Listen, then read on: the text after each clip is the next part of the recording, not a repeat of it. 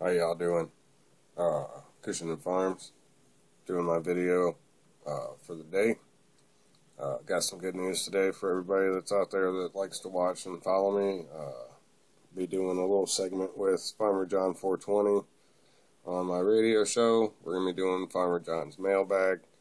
So those of you that follow Farmer John and send him questions, maybe we'll be answering some of them on our show. And I think we're going to get these posted up on YouTube also. So I think that's pretty cool. It'd be kind of nice to collaborate with Farmer John and do kind of a regular thing with him and get to talk to him a little bit more. It was cool to meet him when I was out there in Washington, so kind of look forward to doing it.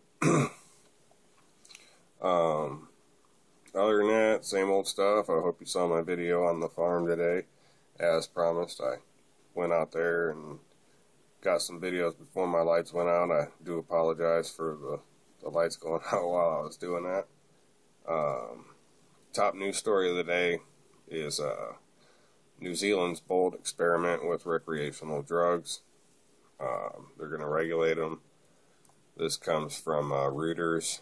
Reuters is another good website to go to for your information. I like Reuters, R-E-U-T-E-R-S.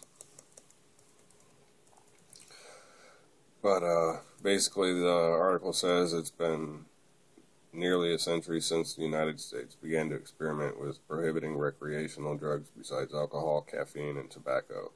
Virtually no one sees the trillion-dollar policy as a success. A recent study shows that drug prices have dropped more than 80% in the last 2 decades. Purity and availability has risen, and overall addiction and death rates haven't been cut, despite an exponential increase in incarceration since the 1980s. Even the hardline UN drug czar admitted in the annual World Narcotics Report that the international drug control system is floundering, citing specifically its inability to match the speed and creativity of internet-enabled chemists who create and distribute new legal highs like bath salts and fake marijuana faster than governments can ban them.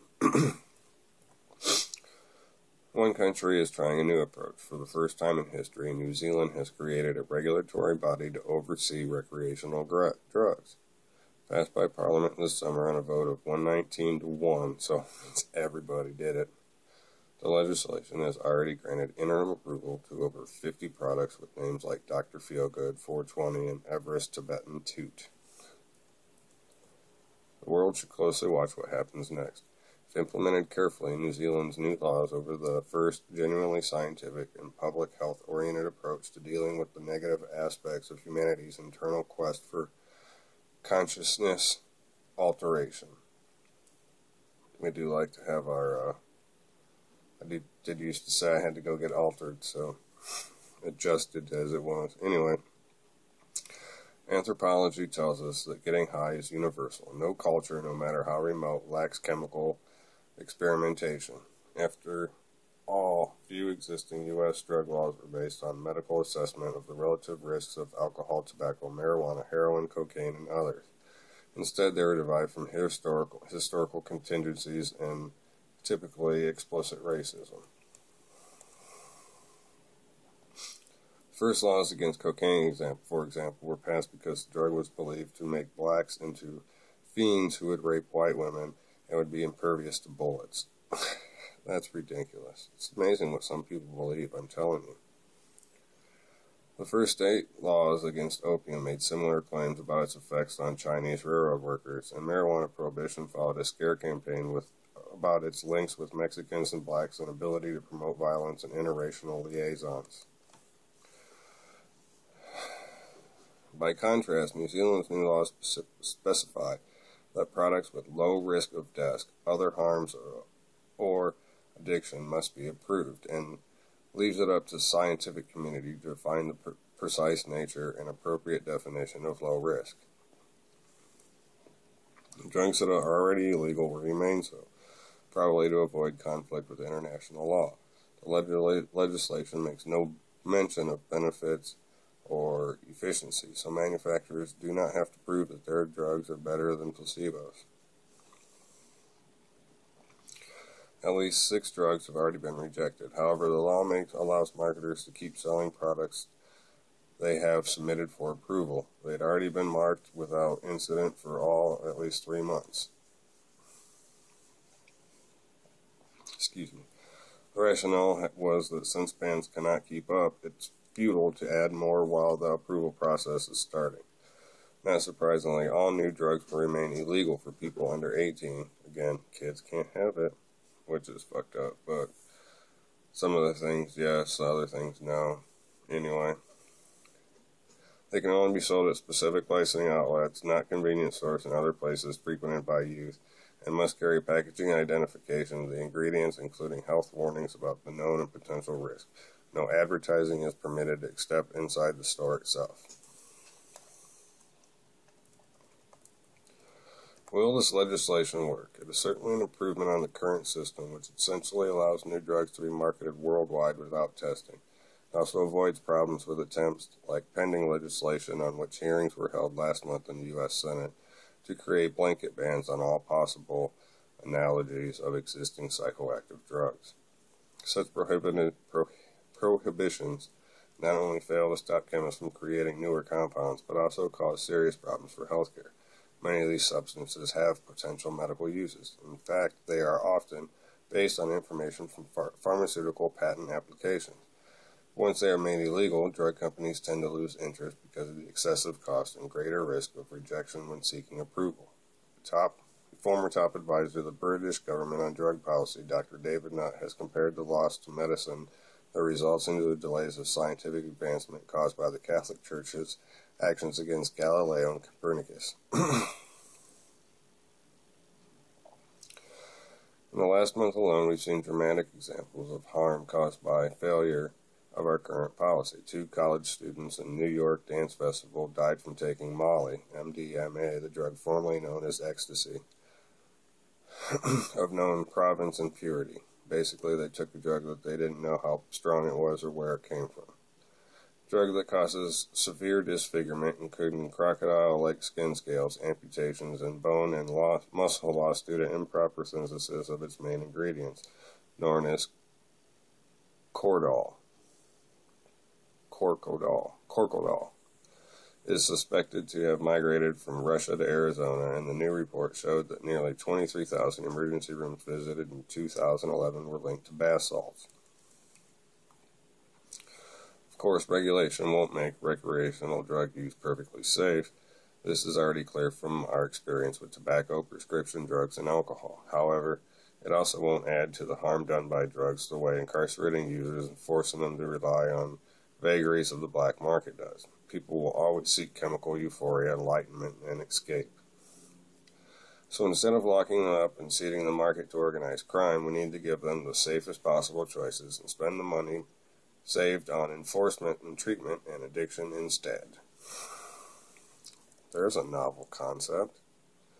Research shows repeatedly that providing safe alternatives like clean needles, pharmaceutical quality drugs, and safe spaces in which to use them improves health by taking both advertising and gangsters out of the mix. New Zealand's system offers a promising new way. While a drug-free world is clearly impossible, harm reduction already has decades of data behind it. So, it sounds like New Zealand as a whole country is going to go the way Amsterdam is in the Netherlands. So, that's pretty cool. That's pretty encouraging and enlightening, I guess. But, I like it. Anyway, guys, I'm going to cut out. It's a little late here. I'm hungry. I'm going to eat. I hope you have a wonderful day, and I'll look forward to seeing you tomorrow. Peace.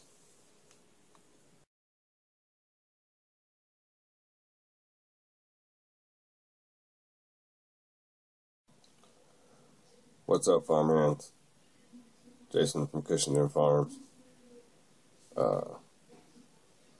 Doing a little bit of news for you right now.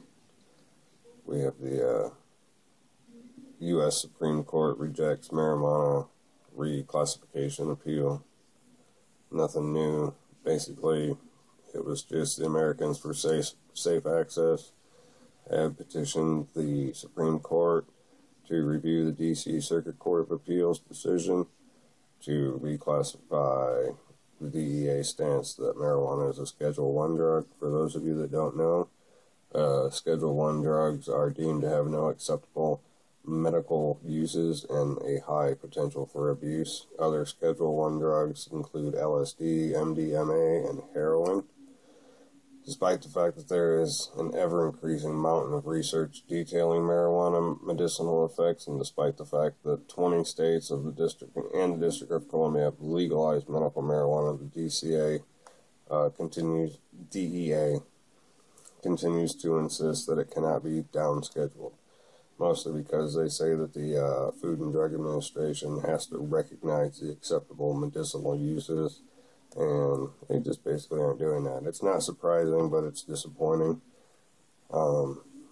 There's another fourth effort to reclassify it, led by the governors of Rhode Island and Washington, and was filed in 2011, and that's still awaiting action, so we'll see what we get out of that. Another bit of quick news. These are just two quick news stories that I'm dropping on you. Some good news is the Olympic Committee loosens its standards on marijuana, so the World Anti-Doping Agency will no longer be considering marijuana a banned substance. So Olympians can smoke their weed and not get banned like the judo player did in, what was it, 2012? 2008? But basically they're, yeah, okay. It was an American judo player that was expelled from the London Games in 2012. And it wasn't right because basically the guy went to Amsterdam and smoked the joint legally and then came and performed in London and tested positive. So the Olympic Committee will no longer be testing athletes for weed. Well, they won't be banned for it. It's still going to be tested for. It just will be for the very recent use. And there is ways that they can check how long it's been in your system. I mean, yes, a positive test is a positive test, but there is ways to check levels to know when and how recent. But the idea is to prevent another Michael Phelps moment where one man's bong humiliates an entire nation, as they say.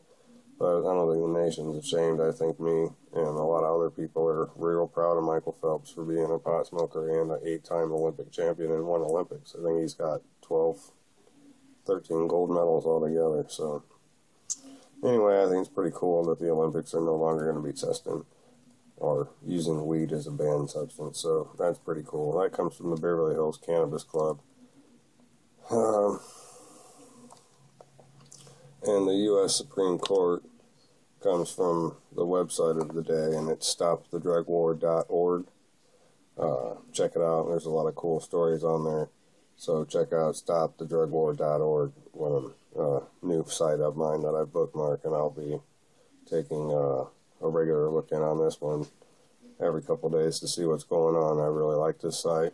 So check that one out. And we'll be talking at you later in a few minutes with some more news after I smoke this joint.